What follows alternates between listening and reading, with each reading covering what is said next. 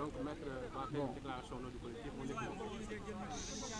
Donc ce matin, la Cour suprême a eu à entendre l'ensemble des parties ainsi que les représentants du ministère public avant de se retirer pour délibérer.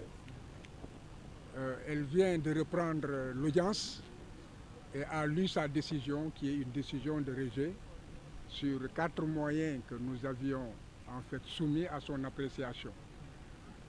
Naturellement, la défense est très surprise. Elle respecte la décision, c'est clair, mais aussi nous avons encore une voie de recours qui est le rabat d'arrêt. La défense va réfléchir et voir si en fait il y a un moyen qui nous permet de le faire. Bon, ce que la population et la communauté internationale et nationale doivent comprendre, c'est que les droits de Barthélemy dans cette procédure n'ont pas été respectés.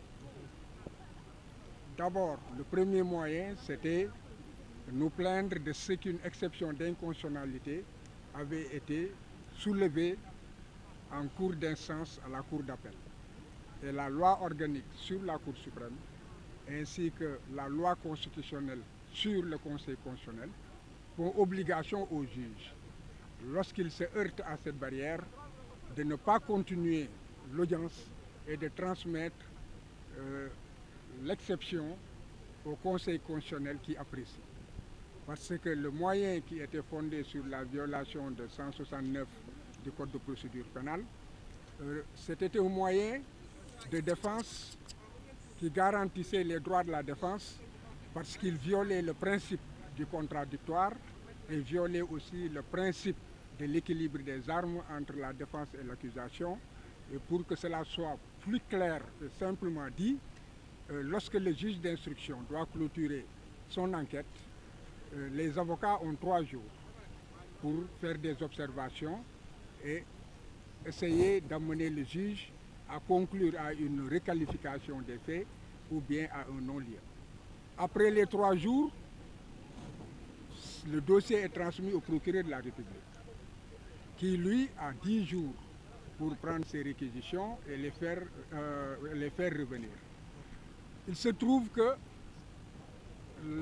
l'article qui est incriminé ne permet pas aux avocats de prendre connaissance des réquisitions du ministère public pour en fait respecter le principe du contradictoire. Alors que le procureur de la République prend connaissance des arguments de la défense, tient compte de cela dans la rédaction de son réquisitoire et les avocats n'ont pas le moyen, la loi n'organise pas la possibilité pour les avocats, n'est-ce pas, de quereller ce qu'il a dit. Donc le principe du contradictoire et il y a aussi l'équilibre des armes, n'est-ce pas, où il y a une nette faveur qui est donnée au procureur de la République alors qu'en matière judiciaire, le débat doit être loyal. Bon, l'autre chose, c'est que il était reproché aux juges de n'avoir pas répondu, parce que là, il y a une confusion qu'il faut quand même relever. Et je pense que la Cour suprême est tombée aussi dans ce piège, dans la mesure où le premier juge qui prenait l'audience et devant lequel il y a eu les plaidoiries sur l'exception d'inconstitutionnalité a été remplacé après qu'il ait écouté les débats, qu'il ait demandé que des notes en cours de délibéré lui soient déposées, ce qui a été fait et nous avons la preuve, si certains le veulent, on leur montrera la décharge du juge. Maintenant, à la reprise de l'audience, ils sont contentés de dire rejet, sans dire pourquoi, alors que toute décision doit être motivée. Donc c'est la loi sur l'organisation judiciaire, en fait, bannit toute décision rendue par un juge lorsque la décision ne contient pas les motifs, donc les explications, n'est-ce pas, qui ont amené le juge à rendre sa décision, ce qui permet un contrôle. Bon, donc on n'a vu nulle trace de cela dans le jugement qui a été délivré. Ce n'est pas la faute des avocats, c'est un manquement donc, du service de la justice, du service public de la justice. Par ailleurs, le greffier devait reprendre cela dans le plumitif. Et la Cour tout à l'heure a dit qu'elle ne trouve nulle trace dans le dossier déposé. La question qui se pose est que est-ce que la Cour se contente donc du dossier qui est déposé, ou la Cour que les avocats déposent, ou la Cour a l'obligation de vérification de l'ensemble du dossier qui lui est transmis depuis l'enquête préliminaire, l'instruction, la première instance, l'appel. Vous avez vu ce gros dossier qui était sur sa table. Donc, une simple vérification sommaire peut-être aurait permis à la Cour donc, de retrouver ces traces. Est-ce qu'elle l'a fait, est-ce qu'elle ne l'a pas fait? Bon, on ne le saura jamais.